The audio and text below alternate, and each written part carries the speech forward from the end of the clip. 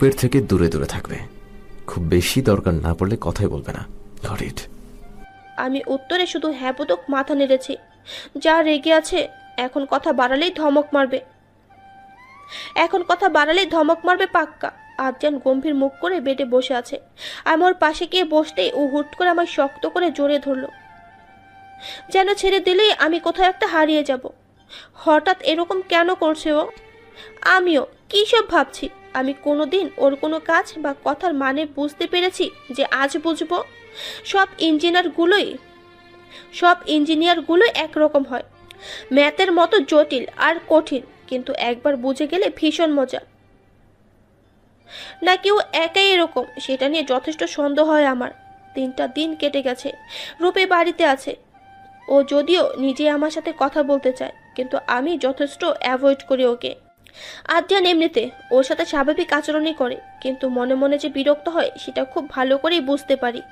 কিন্তু বাড়ির বাকি সবাই রূপকে বেশ পছন্দ করে, কারণ 3 দিনেই মিষ্টি মিষ্টি কথা আর মিশুক আচরণ দিয়ে সবার মন জয় করে নিয়েছে। কাল থেকে আবারও আমায় সেই কথা বলতে চাইছেও, কিন্তু আমি অ্যাভয়েড করে গেছি। আদ্রিয়ান জানলে ব্যাপারটা ভালো হবে না। আমি মেডিকেল থেকে বাড়িতে এসে দেখি আজ বাড়িতে কেউই নেই। আমি বেশ অবাক হলাম। এ সময় সব কোথায়? মামনি, বড় আম্মু আর আপির তো অন্তত থাকার কথা।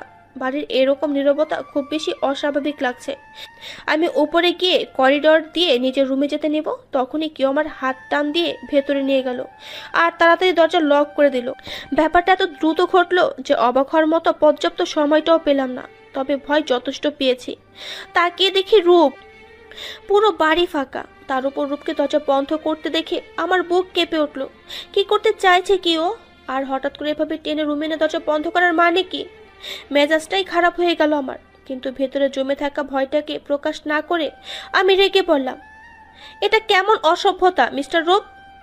রূপ খানিকটা এগিয়ে এসে বলল, আই এম রিয়েলি সরি, কিন্তু তুমি আমার কথাই শুনতে চাইছিলে না, আর আমার বলাটা ভীষণ জরুরি ছিল, তাই আপনি এরকম অসভ্যতম করবেন?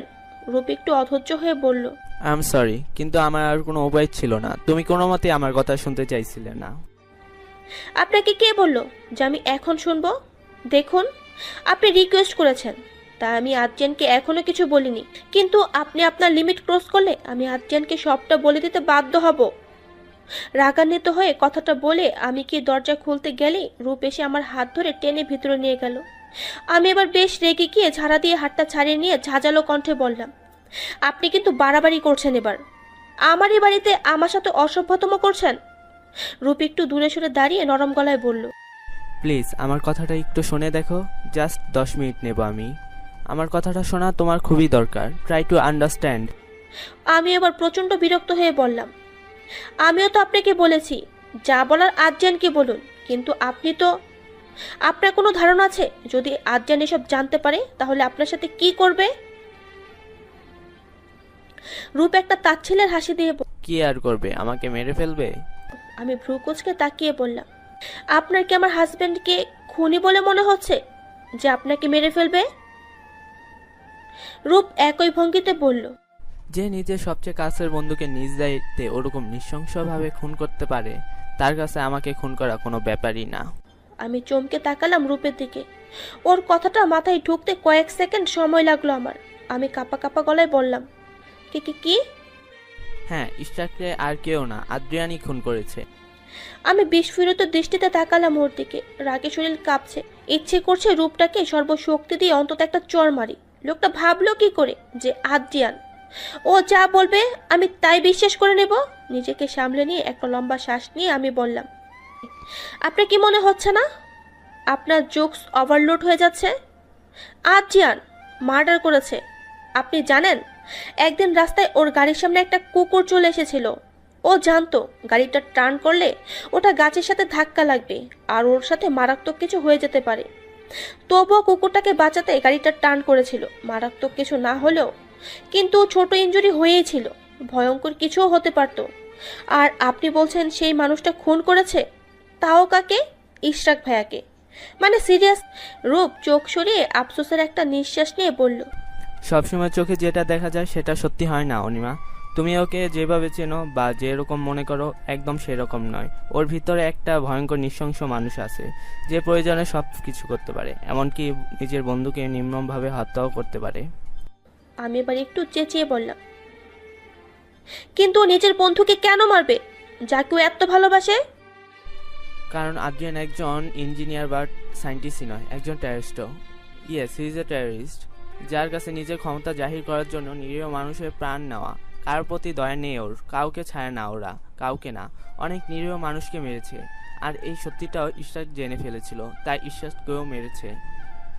আর সেদিন তোমাকে 3 তলা থেকে ধাক্কা দিয়ে ফেলে দিয়েছে। আমি স্থির দৃষ্টিতে তাকিয়ে আছি রূপের দিকে। এতক্ষণ অনেক কষ্টে নিজেকে সামনে রাখলেও এবার আর নিজেকে সংযত রাখতে পারলাম না। কষিয়ে একটা থাপ্পড় মেরে দিলাম রূপকে। রাগান্বিত কণ্ঠে বললাম, এনাফ, হ্যাঁ? আর একটাও কথা না। আমার স্বামী সম্পর্কে এত জঘন্যতম কথা বলার সাহসটা কে দিল আপনাকে? আপনাকে এই বাড়ি থেকে বের করার কথা আমি আজই বলছি বাবাকে। আমি যা বলছি সব সত্যি বলছি। সবটাই মিথ্যে বলছেন আপনি।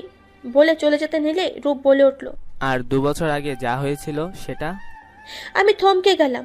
আমি অবাক হয়ে রূপের দিকে তাকাতেই ও একটু হেসে বলল, 2 বছর আগে ওই জঙ্গলে যেটা হয়েছে সেটাও মিথ্যে? আমি জিজ্ঞাসু দৃষ্টিতে রূপের দিকে তাকাতেই রূপ বলল, হ্যাঁ জানি। যদি ওই দিন ওখানে আদ্রিয়ান ছিল কিনা আমার জানা নেই, কিন্তু সেটা কি মিথ্যে? নবীনবরণের দিন তোমার উপর অ্যাটাক হওয়ার পরেও আদ্রিয়ানে এরকম শান্ত থাকাটাও কি মিথ্যে? তোমাকে মারার চেষ্টা করা হলো, তারপরেও তোমার কাছে কিছু জিজ্ঞাসা না করে আদ্রিয়ান একটা অ্যাক্সিডেন্ট বলাটাও মিথ্যে? এত বড় ঘটনাগুলো স্বাভাবিক নেওয়া সবটাই নর্মাল। তোমার মনে প্রশ্ন জাগে না কেন আদ্রিয়ানের ল্যাপটপে কাউকে হাত দিতে দেয় না, ইভেন তোমাকেও? কেন ওর ল্যাবে কাউকে সহজে যেতে দেয় না, আর গেলেও সিক্রেট রুমটায় কাউকে ঢুকতে দেয় না? আমি চোখ সরে নিলাম ওনার থেকে। এইসব প্রশ্ন যে কখনো আমার মনেও আসেনি তা কিন্তু না। আজ রূপও বলল, সত্যিই কি এগুলো নর্মাল? রূপ বলল, কি হলো বল। আমি নিজেকে সামলে নিয়ে বললাম, ও যাই করেছে তার পিছন নিশ্চয়ই কোনো কারণ ছিল। আর এগুলো তো প্রমাণ করে না যে ও টেরোরিস্ট, তাই না? আর ইশরাক ভাইয়ের মার্ডারের কথা বলছেন। ইশরাক ভাইয়া যেদিন মারা গিয়েছিলেন সেদিন আদ্রিয়ান আমাদের সাথেই ছিল। তাহলে কি করে মারলো? রূপ আবারও ব্যঙ্গ করে হেসে বলল, সারাদিন নয়, সকালে বেশ অনেকটা সময় গায়েব ছিল, তাই তো? আমার মনে পড়ল ও সেদিন সকালে প্রায় 3 ঘন্টার মতো কাউকে কিছু না বলে গায়েব হয়ে গিয়েছিল। আমি রূপের দিকে তাকিয়ে ইতস্ত গলায় বললাম, ওর কাজ ছিল তাই গিয়েছিল। অনুষ্ঠান বাড়িতে অনেক রকমের কাজ থাকে, অনেক কিছু বাজার করে আনতে হয়েছিল ওকে। আর তাছাড়াও ইশরাক ভাইয়ের মারা যাওয়ার পর আদ্রিয়ানের অবস্থা দেখেছি আমি। 4-4টা মাস নিজেকে গুটিয়ে নিয়েছিল সবার থেকে। অনুভূতিহীন, বদমেজাজি, রুট একজন মানুষ হয়ে গিয়েছিল। অনেক কষ্ট ওনাকে স্বাভাবিক করেছি আমরা। এতটাই কষ্ট পেয়েছিল লোকটা। আর আপনি এসব বলছেন? আর আমাকে মারার চেষ্টা করবেও? ও কি বলে জানেন? আমি ওর প্রাণ ভ্রমরা। আর তার প্রমাণও আমার হসপিটালে ভর্তি থাকার দিনগুলো দিয়েছে। নিজের হাতে নিজেরই প্রাণ ভ্রমরাকে শেষ করতে পারে কেউ? রূপ আবার সেই তাচ্ছিলের হাসি দিল। তারপর বলল, তোমায় আগেই বলেছি কাউকে কখনো অন্ধবিশ্বাস করো না। হ্যাঁ, ইশরাককে মার্ডার করে ওই অনেক কষ্ট পেয়েছিল, কিন্তু বাধ্য হয়ে ইশরাককে মেরেছে। ওর কাছে ওর কাজ সবার আগে, তার জন্য সব করতে পারে। তোমাকে জানানোটা দরকার ছিল তাই জানিয়েছি। আমার কথা বিশ্বাস করো সেটা বলছি তোমায়, কিন্তু অ্যাটলিস্ট নিজে বুদ্ধি দিয়ে তো ভাবো। তুমি চাইলে সব প্রমাণ পেতে পারো, ওর ল্যাপটপে হয়তো অনেক কিছু পেতে পারো, যাতে তোমার সবটা বিশ্বাস হয়ে যাবে। আমার মাথা নাড়িয়ে অস্পষ্ট সুরে বললাম, তার দরকার নেই। আমি বিশ্বাস করি না এসব। আমি তো বলছি না যে আমাকে বিশ্বাস করো, শুধু এটুকুই বলছি একবার নিজে যাচাই করো। আমি কিছু বলতে পারছি না। এত কনফিডেন্টলি কি করে বলছে ও? তাহলে কি আদ্রিয়ান সত্যি? না না না না, ও এরকম কখনো হতে পারে না। রূপ বলল, তবে সবকিছুর মধ্যে একটা সত্যি কথা, ও তোমাকে সত্যি ভালোবাসে, ভীষণ ভালোবাসে। ও সারা দুনিয়া একদিকে, তুমি একদিকে।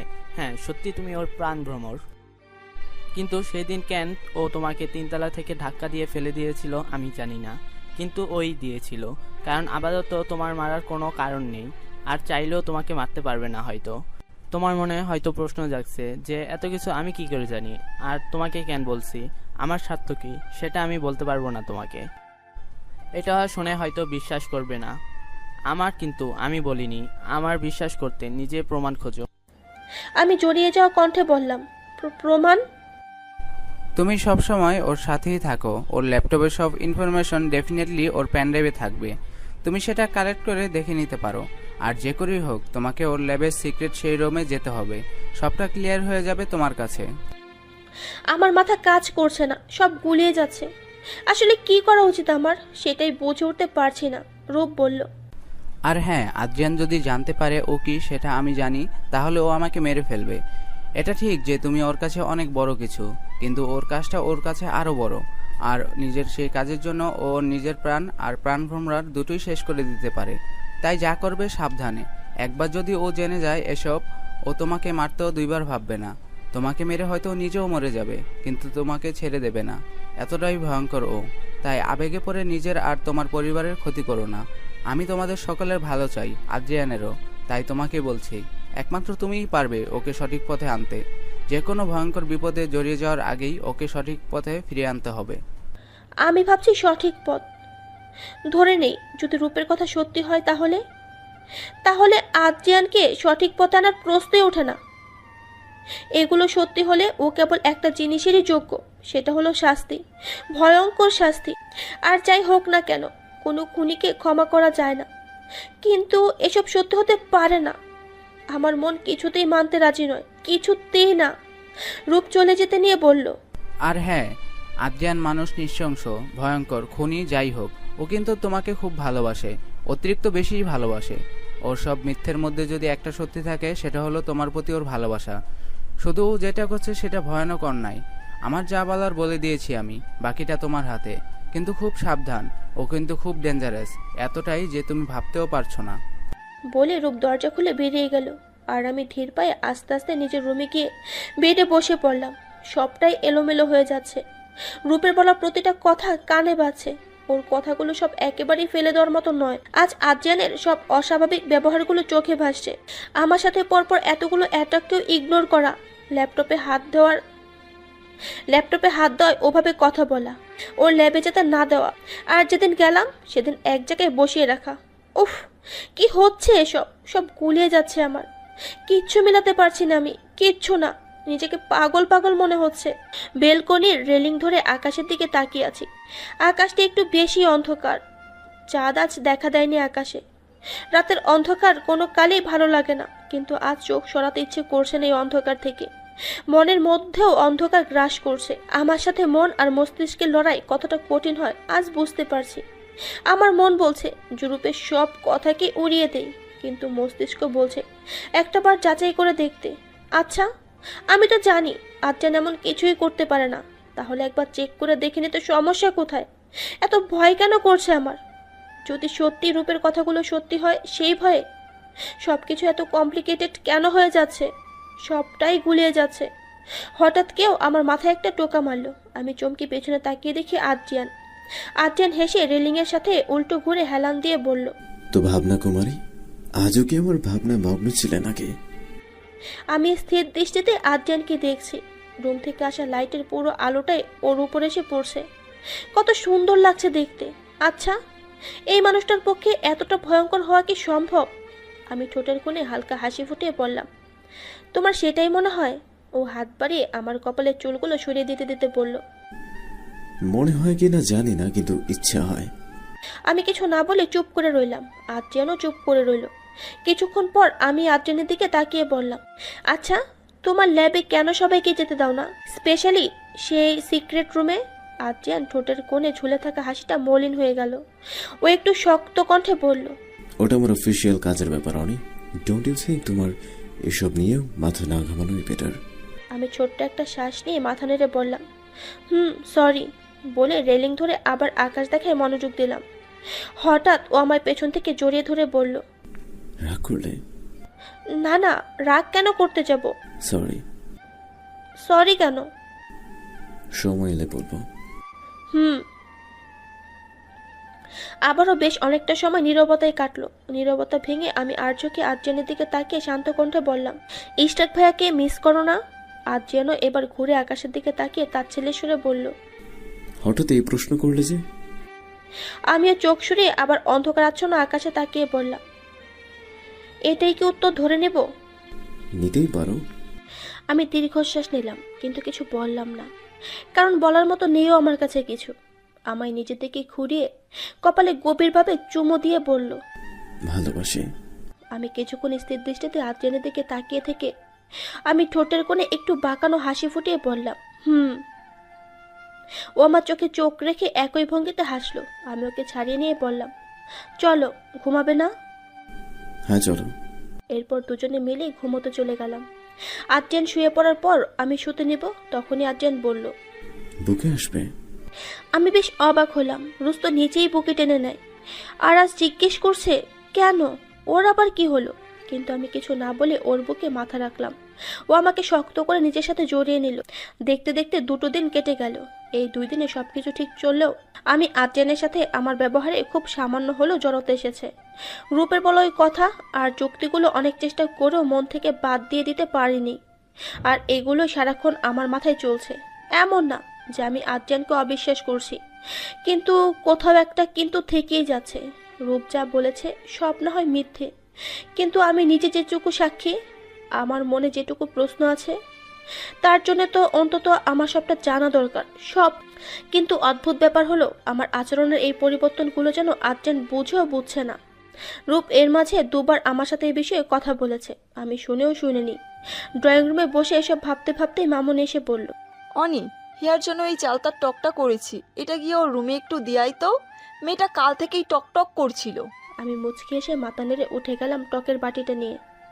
ওই সমস্ত চিন্তাভাবনা মাথা থেকে বের করে নিয়ে গেলাম আপির রুমে। গিয়ে দেখি আপি বসে বসে ফোন দেখছে।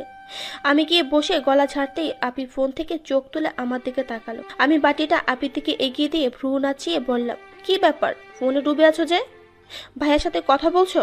আপি লাজুক হেসে একটা মেসেজ সেন্ড করে ফোনটা পাশে রেখে টকের বাটিটা আমার থেকে নিয়ে আমার দিকে তাকিয়ে বলল, তোর ইরফাজ ভাইয়ার সাথে কথা বলছিলাম। ও, আজকাল ভাইয়ার কেয়ার আর পেয়ার দুটোই খুব বেশিই বেড়ে গেছে। আপনি কিছু বললো না, কিন্তু মুখে লজ্জার আভা ঠিকই ফুটে উঠলো। আমিও দুষ্ট একটা হাসি দিয়ে বললাম, আগে তো ভাইয়া তোমাকে চোখে হারাতোই, এখন তো বলতেই হবে না, কি প্রেম। আপি চাল তার এক টুকরো মুখে পুরে নিয়ে চিবোতে চিবোতে বলল, তুই কথা বলিস না, হ্যাঁ? আদ্রিয়ান এখন তোর যতটা খেয়াল রাখে আর যত্ন নেই, যখন তুই কনসেপ্ট করবি না জানি তখন কি করবে ওই ছেলেটা, কে জানে। আদ্রিয়ানের কথা শুনেই মন খারাপ হয়ে গেল। আবারও মনে সেই দ্বিধা আর দণ্ডগুলো নাড়া দিয়ে উঠল। আমিও চুপ করে বসে রইলাম। আপি বলল, কি হয়েছে বলতো তোর? 2 দিন যাবৎ দেখছি তুই কেমন মনমরা হয়ে রয়েছিস, কোনো সমস্যা হয়েছে? আমি কয়েক সেকেন্ড চুপ থেকে বললাম, আচ্ছা আপি, তোমার মন আর মস্তিষ্ক যদি আলাদা আলাদা কথা বলে, তাহলে তুমি কার কথা শুনবে? আপি ভ্রু কুঁচকে ফেললো, জিজ্ঞাসু দৃষ্টিতে আমার দিকে তাকিয়ে বলল, কি হয়েছে, হঠাৎ এই প্রশ্ন করলি? বলো না। আপি একটা লম্বা শ্বাস ফেলে বলল, দুটোই। কারণ মস্তিষ্ক সবসময় যুক্তি খোঁজে, তবে সবকিছু তো আর যুক্তি দিয়ে বিচার করা যায় না, কিন্তু কিছু কিছু যুক্তিকে ফেলেও দেওয়া যায় না। তাই আগে মস্তিষ্ক দিয়ে যুক্তিগুলোকে বুঝে এরপর মনকে জিজ্ঞেস করবি সে কি বলছে, তারপরেই যে কোনো সিদ্ধান্ত নিবি। আমিও মাথা নাড়িয়ে বাটি থেকে এক টুকরো চালতা নিয়ে মুখে পুরে চিবোতে চিবোতে ভাবতে শুরু করলাম। আপনি ঠিকই বলেছে, এবার আমাকে সেটাই করতে হবে যেটা ঠিক। আদ্রিয়ানকে অবিশ্বাস করতে পারি না আমি, কারণ তাহলে ওর প্রতি অন্যায় করা হবে। আবার ওকে অন্ধবিশ্বাসও করতে পারি না আমি, তাহলে সবার প্রতি অন্যায় করা হবে, যেটা আমি করতে পারি না। সকালে আদ্রিয়ান ল্যাবে যাবে বলে রেডি হচ্ছে, আমিও রেডি হয়েছি। আদ্রিয়ান জ্যাকেটটা পরে আমার দিকে ঘুরে বলল, চলো। আমি নিজের ভাবনাতে মগ্ন ছিলাম। ওর ডাকে বাস্তবে ফিরে এলাম। নিজেকে সামলে নিয়ে বললাম, আজকে মেডিকেল যেতে ইচ্ছে করছে না, বাড়িতে থাকতেও ভালো লাগবে না। তোমার ল্যাবে নিয়ে যাবে আমাকে? আমি ভেবেছিলাম আদ্রিয়ান অবাক হবে, কিন্তু আমাকে অবাক করে দিয়ে স্বাভাবিকভাবেই বলল, ব্যাগটা রেখে যাও তাহলে। আমি অবাক দৃষ্টিতে তাকিয়ে আছি ওর দিকে। পাল্টা একটা প্রশ্ন করলো না। আদ্রিয়ান আমার দিকে ঝুঁকে বলল, এইভাবে তাকিয়ে আছো কেন? অবাক হচ্ছ? এত অল্পতেই জলে নামলে তো পা ভিজবে, তাই না? মামা মানে? আদ্রিয়ান হেসে দিয়ে বলল, আরে অনেকদিন পর কিছু চাইলে তাই রাজি হয়ে গেলাম, এতে তো ঘাবড়ানোর কি আছে? আমিও উত্তর একটা জোরপূর্বক হাসি দিলেও স্বস্তি পেলাম না। ও যে ওর কথা দিয়ে অন্য কিছু ইঙ্গিত করছে, অন্য কিছু বোঝাতে চাইছে। আমার ভাবনায় ছেদ ঘটিয়ে আদ্রিয়ান বলল, কি হলো, চলো। আমি মাথা নেড়ে ওর সাথে বেরিয়ে গেলাম। সিঁড়ি দিয়ে নামার সময় রূপকে চোখে পড়লো। আমার সাথে ওর চোখাচোখি হলো। আদ্রিয়ান রূপকে দেখেও না দেখার ভান করে আমার হাত ধরে আমায় নিয়ে চলে গেল। কিন্তু মনে এক ভয়ঙ্কর ভয় বাসা বেঁধেছে। আমি যা করতে চলেছি, রূপের ভাষায় সেটা আগুন নিয়ে খেলা।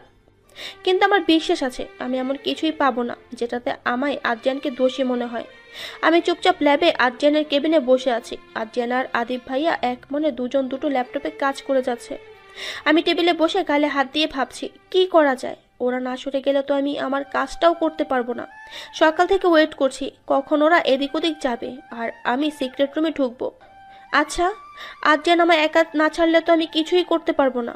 আদিব ভাইয়া উঠে বলল, তোরা থাক, হ্যাঁ আমি এখন উঠি। আদ্রিয়ান ল্যাপটপে কাজ করতে করতেই বলল। রাইমা কল করেছে বুঝি? আদিব ভাইয়া সব গোছাতে গোছাতে বলল, হ্যাঁ ওই আর কি, তুই তো বিয়ে করে হ্যাপি লাইফ লিড নিচ্ছিস, কিন্তু আমার তো এখনো বিয়ে হয়নি ভাই। একটাই গার্লফ্রেন্ড আমার, যদি কোনোভাবে চটে যায় আমার কপাল থেকে বিয়ে শব্দটাই উঠে যাবে। আমি ফিক করে হেসে দিলাম। আজ যেন ল্যাপটপের দিকে তাকিয়ে বাঁকা হাসলো। কাজ করতে করতেই বলল, হ্যাঁ সেই কাজ পরেও করা যাবে, কিন্তু গার্লফ্রেন্ড চটে গেলে মহা মুশকিল। বউ সামলানোটাই যতটা প্রেশারের, গার্লফ্রেন্ডের কথা তো বলতেই হবে না। বলে আমার দিকে তাকালো। আমি একটা মুখ ভেঙচে দিলাম। আদিব ভাইয়া ব্যাগটা কাঁধে নিয়ে বলল, হয়েছে থাম, এখন আবার তোদের মধ্যে ঝগড়া শুরু করিস না, আমি আসি। আদ্রিয়ান এবারও ল্যাপটপে তাকিয়ে হাত উঁচু করে বিদায় দিল। আদিব ভাইয়া আমাকেও বাই বলে চলে গেল। আমি এবার চুপচাপ বসে ভাবছি কি করা যায়। এই ছেলে তো এক মনে কাজ করেই যাচ্ছে। প্রায় ঘন্টাখানেক পর হঠাৎ বলে উঠল, তুমি একটু বসো। হ্যাঁ, আমার ফিরতে 1 ঘন্টার মতো লাগবে। তুমি থাকতে পারবে না একা? আমি যেন হাতে চাঁদ পেয়ে গেলাম। এতক্ষণ তো এটাই চাইছিলাম আমি। সাথে সাথে একটা মেয়েকে হাসি দিয়ে বললাম, হ্যাঁ হ্যাঁ আমি পারবো একা থাকতে, তুমি যাও যেখানে যাবে। আদ্রিয়ান একটু অন্যরকম দৃষ্টিতে তাকালো আমার দিকে। আমি একটু তুতলেই বললাম, না মানে কাজ থাকলে তো যেতেই হবে তোমাকে। বোর হলে ল্যাবটা ঘুরে দেখতে পারো। আসছি, হ্যাঁ। আমি হ্যাঁ বোধক মাথা নাড়ালাম। আদ্রিয়ান চলে গেল। আদ্রিয়ানের চলে যাওয়ার দিকে তাকিয়ে রইলাম কিছুক্ষণ। সেদিন তো আমাকে 1 মিনিটের জন্য একা ছাড়েনি, বরং চোখে চোখে রেখেছে, এক জায়গায় বসিয়ে রেখেছে। কিন্তু আজ কি হলো, মাথায় কিচ্ছু ঢুকছে না আমার। ও চলে যাওয়ার 10 মিনিট পর আমি উঠে দাঁড়ালাম। আমাকে এখন ওই সিক্রেট রুমে যেতে হবে। দেখতেই হবে যে ওখানে কি এমন আছে। ওই রুমের সামনে গিয়ে আরো অবাক হলাম, কারণ দরজাটা লক করা না। এটা কি করে সম্ভব? এই রুমটা সবসময় কড়া সিকিউরিটিতে থাকে। সবকিছু এরকম অদ্ভুত কেন হচ্ছে? সবটাই অস্বাভাবিক, অ্যাবনর্মাল। ভেতরে ভেতরে ভীষণ অস্বস্তি হচ্ছে। মনের ভেতরে অজানা আশঙ্কা বাসা বাঁধছে। কিন্তু না, আমায় ভয় পেলে চলবে না। যে করেই হোক আমার প্রশ্নের উত্তর আমায় পেতেই হবে। আমি নিজেকে শক্ত করে দরজাটা খুললাম। ভেতরে গিয়ে দেখি গোটা রুমটাই অন্ধকার। ফোনের টর্চ অন করে রুমের লাইট অন করলাম। চারপাশে তাকিয়ে চরম অবাক হলাম আমি। অদ্ভুত সব তার আর কিছু যন্ত্রপাতি চোখে পড়লো আমার। একটু ভালো করে চারপাশে তাকাতে দুটো কম্পিউটার দেখতে পেলাম। বাঁ পাশের দেওয়ালটায় তাকাতে ডিফিউজ করা কিছু যন্ত্র আর পোশাক দেখতে পেলাম। এসব এইখানে কেন? এগুলো তো এখানে থাকার কথাই না। ওখানে বড় একটা টেবিলও আছে, আর সেখানে আমি তাড়াতাড়ি টেবিলের ওপরে ড্রয়ারটা সবার আগে খুললাম। একটা বন্দুক আর কিছু কাগজ, হ্যান্ড গ্লাভস আছে। বন্দুক দেখে আমার ভিতরে ধাক্কা লাগলো। তার মানে কি সত্যি ও কোনো অন্যায় কিছু করছে? আমি সবগুলো কাগজ এক এক করে দেখতে শুরু করলাম। কাগজগুলোর আগামাতা কিছু না বুঝলেও কিছু কঠিন কঠিন ফর্মুলা আছে। কিছু কিছু আমার খুব পরিচিত মনে হচ্ছে, কোথাও একটা দেখেছি আগে। আমি ড্রয়ারটা বন্ধ করে নিচের ড্রয়ার খুলে রোল করে রাখা কিছু বড় কাগজ পেলাম। একটা একটা করে খুলে দেখলাম, কিছু ডিজাইন করা আছে, সবগুলো অদ্ভুত রকম। এখন রাগ হচ্ছে, মেডিকেলে না পড়ে ইঞ্জিনিয়ারিং পড়াটাই ভালো ছিল, কিছু তো মাথায় ঢুকতো। কিন্তু বোম, ডিফিউজার, পোশাক, গান এগুলো এখানে থাকা নর্মাল না, একদমই না। ও এসবই সবার আড়ালে লুকিয়ে রাখতে চাইতো। তাহলে ঘুরে ফিরে মানে তো এটাই দাঁড়ালো যে কপাল বেয়ে চিকন এক ফোঁটা ঘাম গড়িয়ে পড়লো আমার। রূপের বলা ওই কথাটাই মনে পড়লো যে আদ্রিয়ান একজন টেরোরিস্ট। জিভ দিয়ে শুকনো ঠোঁটটা একবার ভিজিয়ে নিলাম আমি। কিছুই বুঝতে বা ভাবতে পারছি না কি হচ্ছে এসব। হঠাৎ মনে হলো আদ্রিয়ানের আসার সময় হয়ে গেছে। আমাকে এখান থেকে বের হতে হবে। সবকিছু যথাসম্ভব ঠিকঠাক করে রেখে লাইট অফ করে বেরিয়ে গেলাম ওখান থেকে। কিছুক্ষণ পরে আদ্রিয়ান চলে এলো। আমার দিকে তাকিয়ে মুচকে একটা হাসি দিল। উত্তরে আমিও হাসার চেষ্টা করলাম। আদ্রিয়ান চেয়ারে বসে বলল, কি বুঝলে? আমি বুঝতে না পেরে জিজ্ঞাসু কণ্ঠে বললাম, কি বিষয়ে? আদ্রিয়ান ল্যাপটপ অন করতে করতে বলল, এই যে ল্যাবে এসে কি বুঝলে? তোমার হাজবেন্ড খুব ব্যস্ত মানুষ, তাই না? আমি 2 হাত টেবিলের ওপর রেখে থুতনিতে হাত রেখে বললাম, হ্যাঁ সেটাই দেখলাম। আদ্রিয়ান কিছু না বলে কাজে মনোযোগ দিল, আর আমিও যেটা দেখেছি সেটা নিয়ে ভাবতে মগ্ন হয়ে গেলাম। দেখতে দেখতে আরও একটা দিন চলে গেল। কাল থেকে আমি শুধু এইসব নিয়েই ভেবেছি। কয়েকবার চেষ্টা করেও ওর ল্যাপটপের কাছে যাওয়ার সুযোগ হয়নি আমার। আমায় আরও বেশি ভাবাচ্ছে আমার এত সহজে সব কিছু হাতে পেয়ে যাওয়াটা। এমন মনে হচ্ছে যেন সবকিছু আমার দেখার জন্যই খুলে রেখে দেওয়া হয়েছিল। হঠাৎ পেছন থেকে কেউ ডাকতেই তাকিয়ে দেখি রূপ দাঁড়িয়ে আছে। আমি পাশ কাটিয়ে যেতে নিলেই বলল, ল্যাবে কি কি পেলে? আমি ওনার দিকে না তাকিয়েই বললাম, আমি ল্যাবে কিছুই খুঁজিনি। মিথ্যে বলছো? আমি ওনার দিকে তাকিয়ে বললাম, ও, যদি খুঁজেও থাকি আর পেয়েও থাকি, আপনি ভাবলেন কি করে আমি আপনাকে কিছু বলবো? স্বামী হন উনি আমার, আমার অর্ধেক অংশ, আমার অর্ধেক অস্তিত্ব। আর ওনার দোষ গুণ ভালো খারাপ সব কিছুই অর্ধেক ভাগ আমার। তাই আমার কাছ থেকে এরকম কিছু আশা করবেন না। আমি চলে যেতে নিলেই রূপ বলল, তাই বলে ওর সব অন্যায়কে চুপচাপ মেনে নিবে? মার্ডারের মতো জঘন্যতম কাজকেও? তোমার মনে হচ্ছে না তুমি একটু বেশি ইমোশনাল ভাবছো? যেখানে আবেগ থাকে না সেখানে কেবল যন্ত্র আর যন্ত্র থাকে। আমি দুটোর কোনোটাই নই। বলে রূপের হাত ছাড়িয়ে নিয়ে চলে এলাম ওখান থেকে। গভীর রাত, রুমের টেবিল ল্যাম্প জ্বলছে শুধু। আদ্রিয়ান একটু আগেই রুম থেকে বেরিয়ে গেছে। আজ ডায়েরি লিখতে বসেও হাত কেঁপে কেঁপে উঠছে। চোখের পানি ফোটায় ফোটায় পড়ছে ডায়েরির উপর। আজ সারাদিন যা যা হয়েছে তা কাগজে লিখতে গিয়েও বুক কেঁপে উঠছে আমার। নিজেকে ক্ষমা করতে পারছি না আমি। আমার জন্যে, শুধুমাত্র আমার জন্যে আজ এইসব হয়েছে। দুজন মানুষের কাছে চিরকালের মতো অপরাধী হয়ে গেলাম আমি। কোনোদিনও ওদের দিকে চোখ তুলে তাকাতে পারবো না, কোনো দিন না। সব দোষ আমার আদ্রিয়ান। তোমার উচিত হয়নি এটা করা, অন্যায় করেছো তুমি। ক্ষমা করবো না আমি তোমাকে, কখনো না। নিজের কাছে নিজে অপরাধী হয়ে থাকার যন্ত্রণা খুব ভালোভাবে বুঝতে পারছি আমি। আমার জন্য দুটো জীবন নষ্ট হয়ে গেছে, ভাবলে নিজেকে শেষ করে দিতে ইচ্ছে করছে। কি করে করলাম এটা আমি? কিছুক্ষণ আগের কথা মনে পড়লে শুধু বুক ফেটে কান্না পাচ্ছে। বিকেলে রূপের কথা শুনে মনটা এমনিতেই খারাপ ছিল। মনটা ভালো করার জন্য আপি আর জাবিনের সাথে কিছুক্ষণ গল্প করে রাতে নিজের রুমে এসে বেডে বসে বসে ভাবছি আদ্রিয়ানকে নিয়ে। কি করা উচিত এখন আমার? রূপকে তো এত বড় বড় কথা বলে এলাম, কিন্তু আদ্রিয়ান কি সত্যি কোনো অন্যায় করেনি? কিন্তু তাহলে ওই ল্যাবে যা যা দেখেছিলাম ওসব কি ছিল? সব কেমন জানি জটলা পাকিয়ে যাচ্ছে। কিন্তু একটা কিনারায় তো আমায় পৌঁছাতেই হবে। এরকম দ্বিধার মধ্যে থাকতে পারছি না আমি। হঠাৎ টি টেবিলটার দিকে চোখ গেল আমার। আদ্রিয়ানের ল্যাপটপটা রাখা আছে ওখানে। আমি অবাক হলাম। আদ্রিয়ান এসে গেছে, কিন্তু কোথায়? রুমে নেই কেন? হঠাৎ আমার মাথায় নাড়া দিয়ে উঠল যে ল্যাপটপটা যখন পেয়েছি তখন একবার খুলে দেখতেই হবে ভেতরে কি আছে। আমি তাড়াতাড়ি উঠে গিয়ে ল্যাপটপটা বেডের উপর রেখে তাড়াতাড়ি অন করলাম, কিন্তু ল্যাপটপে পাসওয়ার্ড দেওয়া আছে। বেডের উপর একটা পাঞ্চ মারলাম। এত বড় একটা সুযোগ হাতছাড়া হয়ে যাবে। আদ্রিয়ান ওর ল্যাপটপে কি পাসওয়ার্ড দিয়েছে আমি কি করে জানবো? কি হতে পারে? ওর নাম দেবে না? তাহলে ডেট অফ বার্থ? আমি তাড়াতাড়ি ওর ডেট অফ বার্থ 3 রকমভাবে ঘুরিয়ে দিলাম, কিন্তু কোনো লাভ হলো না। তাহলে কি হতে পারে? আমার নাম হতেই, কারণ আমি জানি ওর সব কিছুতেই আমি থাকি। আমি আমার নাম লিখলাম অনি বা অনিমা, কোনোটাতেই কাজ হচ্ছে না। তাহলে কি? ও তো আমায় জান পাখি বলে ডাকে, জান পাখি লিখে দেখবো। সেটাও লিখলাম, কিন্তু এবারেও ইরোর দেখালো। ধর, ভাল লাগে না। কি ছাতার মাথা দিয়ে রেখেছে কে জানে। হঠাৎ মাথায় এলো ওর মায়াবিনী ডাকটা। এই নামে ও আমায় মাঝে মাঝে ডাকে যখন আশেপাশে কেউ থাকে না। তখন খুব আদুরে কণ্ঠে এই নামে ডাকে ও আমায়। এটা হতে পারে? কাপা কাপা হাতে সেটা মায়াবিনী লেখে ইন্টার করার সাথে সাথে আনলক হয়ে গেল। আমি বেশ অবাক হলাম।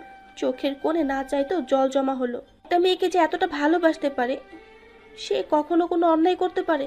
নিজের চোখের জলটা মুছে নিলাম। কিন্তু ওর সব ইনফরমেশন তো ওর পেন ড্রাইভে থাকে, সেটা কোথায় পাবো? কিছুক্ষণ খোঁজার পর ওর টেবিলের মাঝের ড্রয়ারে পেলাম। ওটা নিয়ে তাড়াতাড়ি ল্যাপটপে দিয়ে চেক করে বেশ কয়েকটা ফাইল পেলাম। একটা ফোল্ডারের নাম MTG। ওটাতে ঢুকে দেখলাম প্রত্যেকটা ফাইল লক করা। কোনটা ওপেন করব? উফ, এই ছেলে সব কিছুতে এত প্যাচ কেন? নাকের নিচে জমা ঘামটুকু মুছে ভালো করে সবগুলো ফাইলের নাম পড়ে দেখলাম। সবগুলো ফাইলের নাম নর্মালভাবে লেখা থাকলেও একটা ফাইলের নাম কোড করে লেখা, তার মানে এটি স্পেশাল আর আলাদা করে থাকতে পারে। এটাও একই পাসওয়ার্ড দিয়ে ওপেন হলো। আর যে পেজগুলো মনিটরে আসলো, আসার সাথে সাথে আমি চমকে উঠলাম। এই সবগুলো পেজ আমার ভীষণ চেনা। আমি দেখেছি এই পেজগুলো 2 বছর আগে। আমি যেই ফাইলটা চুরি করে পালাচ্ছিলাম সেই ফাইলের ভিতরের পেজগুলো ওই তাঁবুর ভিতরে বসে দেখেছিলাম আমি। হুবহু একই পেজ, শুধু ওগুলো হার্ড কপি ছিল আর এটা সফট কপি। এটা কি করে সম্ভব? তার মানে সত্যি আদ্রিয়ান। আমি আর কিচ্ছু ভাবতে পারছিলাম না। কপাল গলা সব ঘেমে আছে আমার, গলা শুকিয়ে আসছে। একটা শুকনো ঢোক গেলাম, হাত পা রীতিমতো কাঁপছে আমার। হঠাৎ কাঁধে কারো স্পর্শ পেয়ে চমকে উঠলাম। আদ্রিয়ান! শিট! আমি তো এক্সাইটমেন্টের কারণে দরজা লক করতেই ভুলে গেছিলাম। সেদিন শুধু ল্যাপটপে হাত দিয়েছিলাম বলে কীরকম ব্যবহার করেছে। আজ যদি দেখে যে আমি এইসব করেছি তাহলে তো আমাকে। আমি ভয়ে ভয়ে পিছনে তাকালাম। আদ্রিয়ান 2 হাত ভাঁজ করে বলল,